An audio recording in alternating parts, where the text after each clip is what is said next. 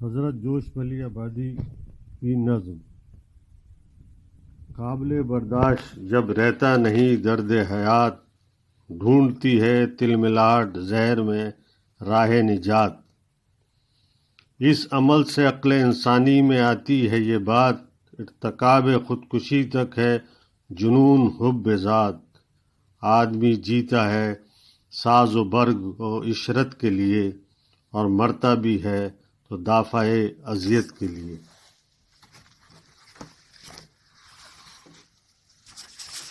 خودکشی و قتل و غارت گری کرنے والے افراد میں پائی جانے والی علامات۔ یہ علامات کی فہرست کوئی نفسیاتی اسکیل یا ٹیسٹ نہیں ہے۔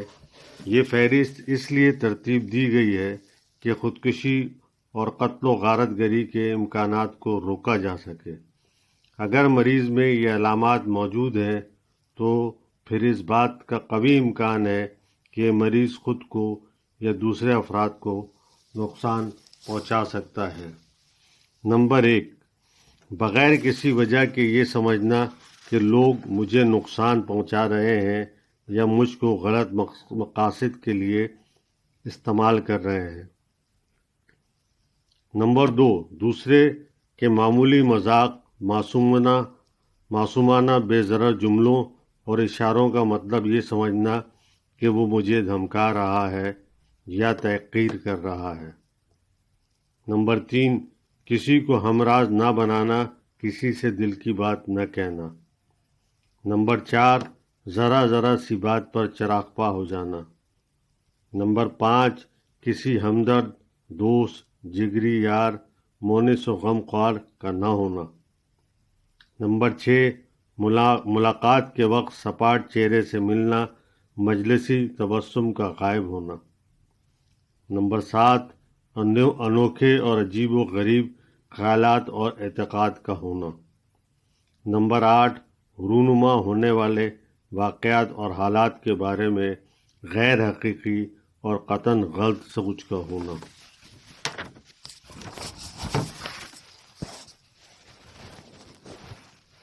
نمبر 2، عجیب و غریب جذباتی رویے کا اظہار کرنا اور مختلف موضوعات اور صورتحال کے بارے میں سب سے الگ، حتمی اور شدید رائے کا اظہار کرنا۔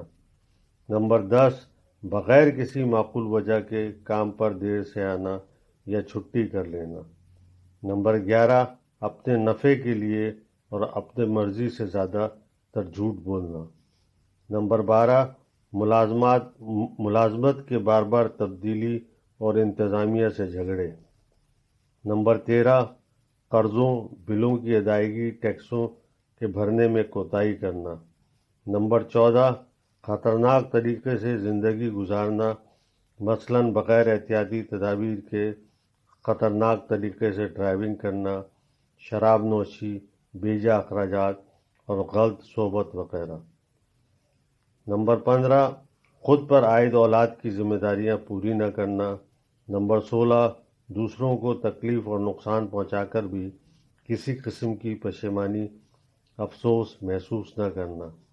نمبر 17، لوگوں سے تعلقات میں انتہا پسندی کا مظاہرہ کرنا، یا تو بے تحاشا اپنائیت کا اظہار کرنا یا پھر بالکل دشمنی پر آمادہ ہو جانا۔